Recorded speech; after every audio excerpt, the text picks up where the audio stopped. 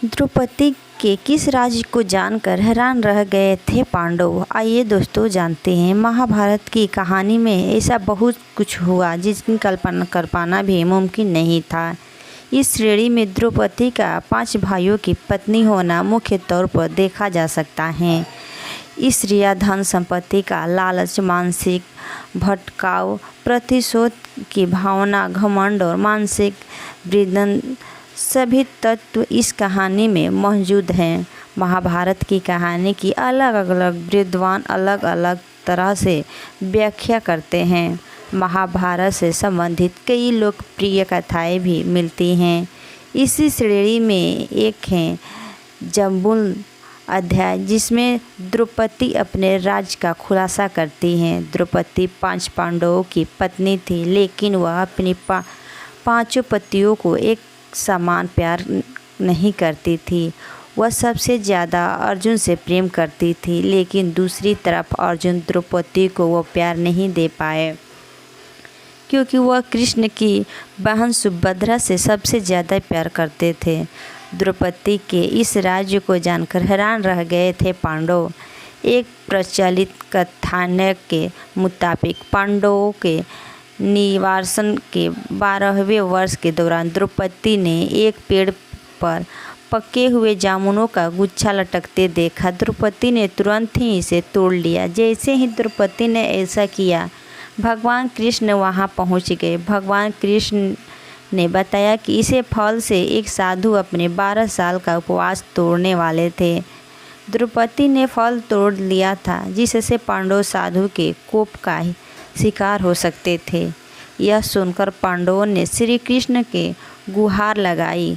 भगवान श्री कृष्ण ने कहा कि इसके लिए पांडवों को पेड़ के नीचे जाकर केवल सच वचन बोलने होंगे।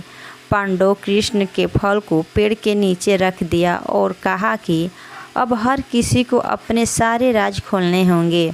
अगर हर कोई ऐसा करेगा तो फल ऊपर पेड़ पर वापस चला जाएगा और पांडव साधु के प्रकोप से बच जाएंगे। सबसे पहले श्री कृष्ण ने युधिष्ठिर को बुलाया।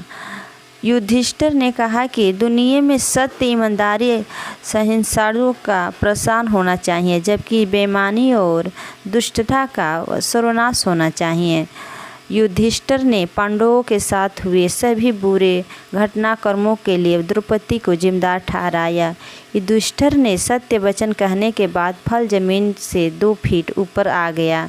अब श्री कृष्ण ने भीम से बोलने के लिए कहा। साथ ही श्री कृष्ण ने भीम को चेतावनी दी कि अगर तुमने झूठ बोला तो फल जाकर राख हो जाएगा। भीम ने सबके सामने स्वीकार किया कि खाना, लड़ाई, नींद और सेक्स के प्रति उसकी आसक्ति कभी कम नहीं होती है। भीम ने कहा कि वह धृतराष्ट्र के सभी पुत्रों को मार देंगे। युधिष्ठिर ने प्रति उसके मन में बहुत श्रद्धा है, लेकिन जो भी उसके गंदे का अपमान करेगा वो उसे मृत्यु के घाट उतार देगा। इसके बाद फल 2 फीट और ऊपर चला गया।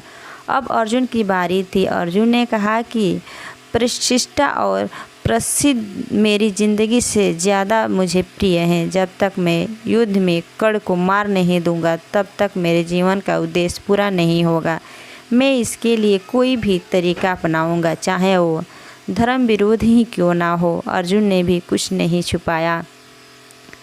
अर्जुन के बाद नकुल और सहदेव ने भी कोई रहस्य नहीं छुपाते हुए सब कुछ सच सच कह दिया।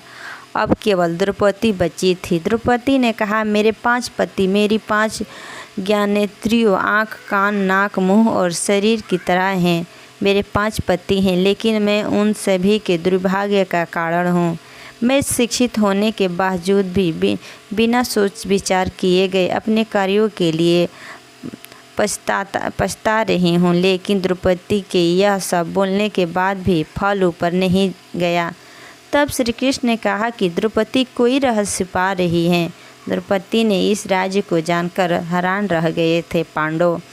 तब द्रौपदी ने अपने पतियों की तरफ देखते हुए कहा, मैं आप 5 पांडवों से प्यार करती हूँ, लेकिन मैं किसी 6वें पुरुष से भी ज़्यादा प्यार करती हूँ। मैं कर्ण से प्यार करती हूँ, जात की वजह से उससे विवाह नहीं करने का मुझे अब पछतावा होता है।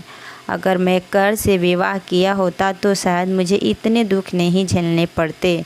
तब शायद मुझे इस तरह के कड़वे अनुभव से होकर नहीं गुजरना पड़ता।